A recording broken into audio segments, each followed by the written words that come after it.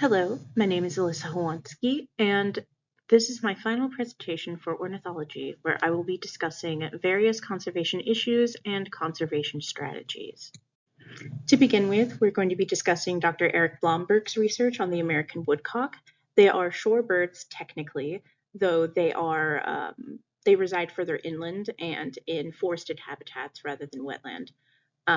They have been shown to have a significant negative trend in their population since the 1960s, and this consistent decline has actually caused them to be a species of concern. This species is endemic to North America, and they have low reproductive potential because they only actually rear one brood per year. And a lot of their decline is because of habitat loss, because they tend to reside in young, disturbed forests.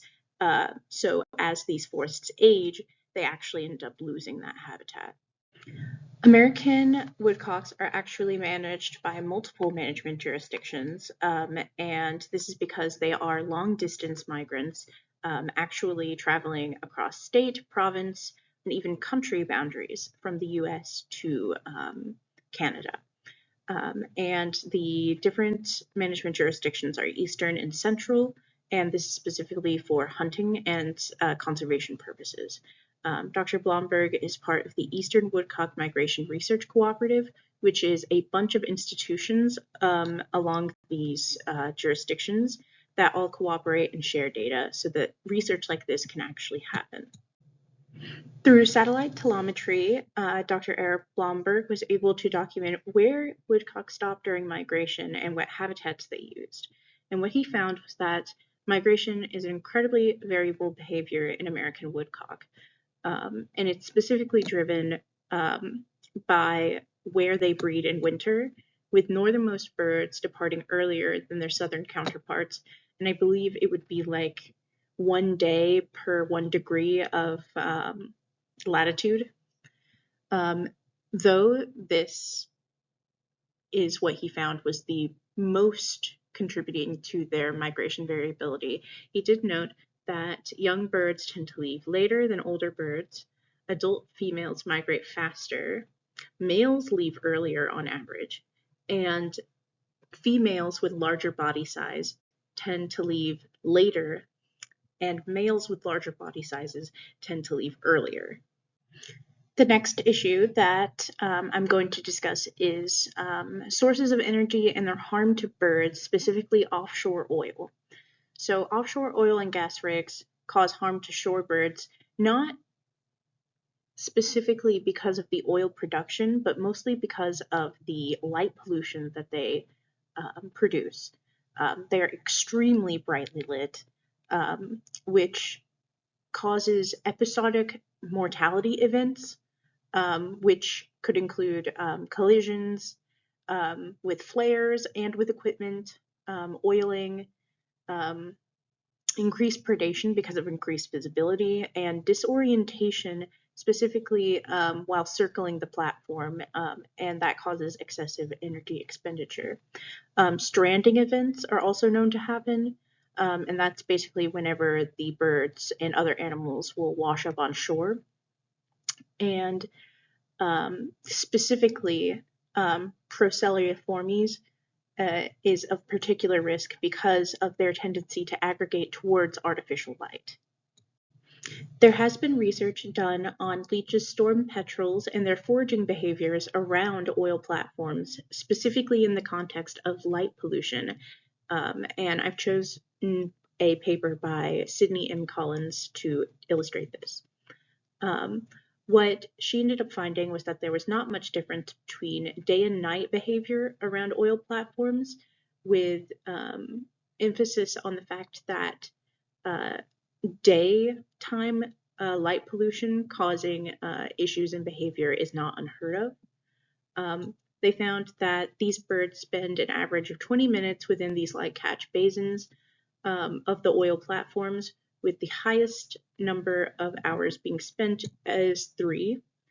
A quarter of the birds that flew within the basin were exposed to multiple oil platforms during their foraging trips, but 30% of the birds that they caught initially to satellite track were not recaptured, and they hypothesized that these died in interaction with the oil platforms, but they cannot verify that.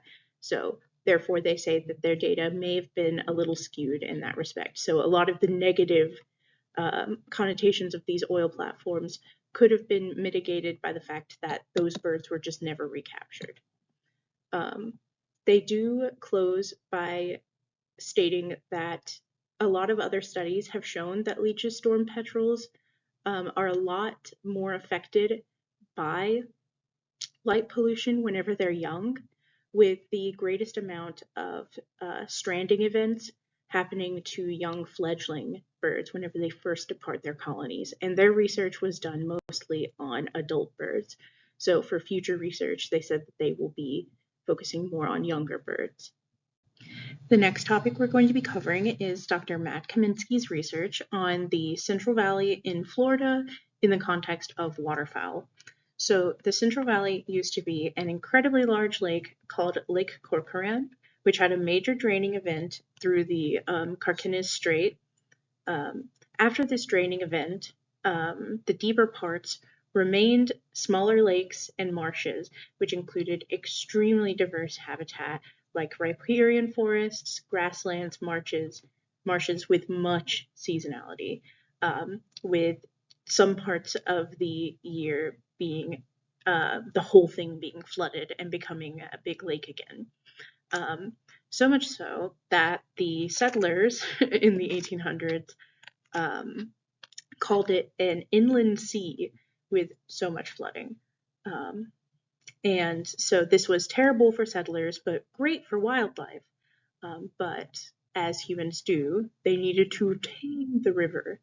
So they decided to put up a lot of flood controls and levees so they can further agriculture and further land development. Though in recent years, rice farming has helped birds in these areas a lot by instituting some more wetland areas. Matt Kaminsky, through Ducks Unlimited, does a lot of conservation work in this area, so we're going to go through a couple of them that they're doing to help reinstate this area and its biodiversity. And to begin with, I wanted to say that they got a lot of their funding from duck stamps and other private and government sources.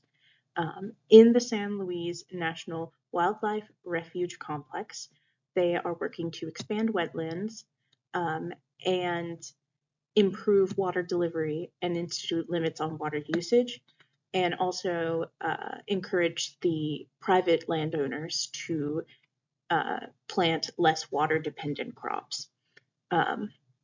In Los Baños and North Grassland, they are working on native wildlife restoration and grasslands and replacing a lot of the water delivery pipes and drainage systems. In Mendota, they are working on improving levees and resloping and deepening some areas to increase water buildup and adding more irrigation to dove hunting fields. In Volta Wildlife Center, they are fixing and building more radial gates, and this would be a way for the water to build up in an area. So it'll hold up the water in this area, kind of like a dam, but also have an opening where you can redistribute the water when needed. The final thing we're going to be discussing is different pollutants and their effects on avian communities, specifically in the context of the review paper that we were assigned to read. What this paper actually did was it went through a bunch of recent bird research done on certain pollutants and tried to disentangle actually which pollutants are being focused on more. And what they found was that pesticides, heavy metals, and oil pollution ended up being the vast majority of this research, with it taking up like 2/3 of this entire pie chart. So noise pollution from the research that they were going through is caused mostly by highways, railways, air traffic, industry, and construction. There's no surprise there. A lot of these are going to be caused by the same things. And this specifically interferes with communication of birds, with larger birds suffering more because of the lower octaves in which their calls are. So obviously they're going to avoid areas in which they can't hear each other or communicate. What they found is some birds have actually adapted higher pitch in urban areas. So you will find a lot of regional variation between birds that do live in louder areas. And a lot of birds, or some birds, have actually increased the complexity of their calls in these areas, I suppose, to better distinguish between each other in such loud areas. And it has been observed that reproductive success is reduced in areas with a lot of noise pollution. For light pollution, they found that it affects vision, sleep, and singing. I think earlier this year I reviewed a paper with magpies where it talked about their singing and how they would get less complex calls but longer calls whenever they're sleep deprived. So there's that. And it alters breeding success, parental care, egg production, and growth and development. It's important to note that it does have interactions with noise, with them actually having inverse effects on activity when separate. So inverse as in shifting deal activity, but together, whenever noise and light pollution are together, it ends up being much worse than separately.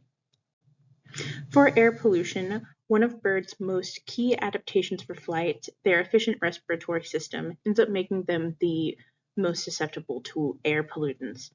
And air pollutants are most often introduced into the environment through vehicles, fuel combustion in general, like generating power and heat for our homes, industry, agriculture, and waste incineration, with heavy metals and pesticides being the most common air pollutants, especially mercury. So the air pollution has been shown to increase stress in birds, cause immunosuppression, behavior changes, reduce egg production and hatching, increase clutch or brood abandonment, reduce growth and increase organ weight, and also disrupt thyroid function. And a lot of these phenomena are mostly observed in urban and industrial areas. Noise and air also have an interaction where they've done studies where they did just noise pollution or just air pollution, and also noise and air pollution in the form of being near a highway. And they found that telomeres actually shortened whenever there was noise and air pollution combined, whereas with just air pollution, that didn't happen. Earlier, we discussed oil production and oil rigs and their relationship with light pollution. Now we're going to be talking about the actual oil itself. So spills and leaks of oil happen both terrestrially and in the water, though if you're my age, 24, a lot of what you've heard is about oil pollution in the water because of the Gulf of Mexico spill happening so early in our lives, but late enough to be in our memory. So a lot of fatality for birds is actually caused by physical contact. And this is because it damages feathers, decreases water repellency, and insulation, and alters flight patterns, including migration. And it can cause hypothermia and starvation. Apparently, they only need to be covered 10% of their body with oil in order to be fatal. So not only is it the actual physical impairments, but there's also chemicals in the oil that are fatal as well. For pesticide pollution, birds are often exposed to this through agriculture and urban settings. In this case, they're not the target of the poison itself, but a lot of times they're exposed through their food in the form of grain being laced with herbicides, fungicides, insecticides being on bugs, and rodenticides being in mice that raptors and scavengers eat, and water through runoff. And they can also be exposed to pesticides through spray events, so spraying of fields, and that is how they can get skin contact with it. For heavy metal pollution, I'm obviously going to have a lot to say, so I will try to make it quick. So a lot of heavy metals are actually naturally occurring in the environment, and that's why they are byproducts of mining, because they are naturally found in the Earth's crust. Fun fact, they actually reference a paper that's very similar to the one I referenced last exam on mining exploitation in Chile, and also doing feather analysis, but this time on turkey vultures. And they found in all samples that cadmium, iron, and copper and zinc were actually found in high concentrations in all samples. Lead exposure often happens through hunting and fishing equipment, specifically bullet fragments and net weights being mistaken for food, as well as scavengers eating byproducts of hunting, so like left out deer carcasses. Mercury a lot of times is aerosolized, so in the air, and it actually can come from volcanoes, so again, naturally occurring. Ocean evaporation, because there's a lot of mercury in the ocean, and also industry. And these are particularly dangerous because they accumulate in internal tissues and external tissues, as shown in birds, and they can alter reproduction, alter behavior, cause weight loss, appetite suppression, and ataxia. Pharmaceutical pollution was the one that surprised me the most, specifically because I hadn't really considered that human excretions are actually considered pharmaceutical waste, which is terrible to think about because I do myself take a lot of medications. It makes me wonder if like I need to be putting my poop in a biohazard bin or something, but that's probably a little bit too far. Also, byproducts of wastewater treatment are used as fertilizer, apparently, and that's also really gross. There is also little control over the environmental impact of medications, which I did know before, and that scavengers are the most affected. I am particularly thinking about the vultures in India that we saw in that one presentation earlier in the semester. And it has caused, a lot of the waste has caused antibiotic-resistant bacteria to surface. Unsurprisingly, they discuss plastic pollution, which is apparently the most prevalent to most fauna, and that is because it persists in the environment, much like heavy metals. Sea and shore birds are the most researched and susceptible, and a lot of the exposure and issues caused by plastic pollution are due to ingestion and entrapment. Radioactive pollution occurs mostly through nuclear accidents, much like Chernobyl, shown on the left, some of the areas around Chernobyl to the left, as well as nuclear plants, nuclear weapons testing, industry, mining, and spillage of radioactive chemicals from mining, because again, much like heavy metals, they occur deep under the ground and they're not meant to come back up. But obviously we're people and we do that. We bring things out from where they're supposed to be and bring them to places they're not. Anyways, younger birds are shown to be most susceptible to radioactive pollution, with it causing changes on the cellular and molecular levels and altering antioxidant responses and inducing oxidative stress. To close, I didn't really want to pick a most impactful pollutant because a lot of them are equally terrible and a lot of them interact with each other.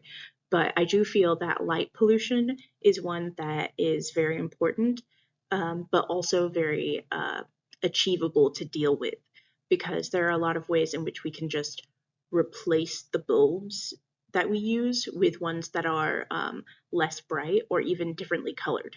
because it has been shown that red lights are a lot less, affect deal activity less than white lights and yellow lights. But even just changing to yellow lights could help a lot.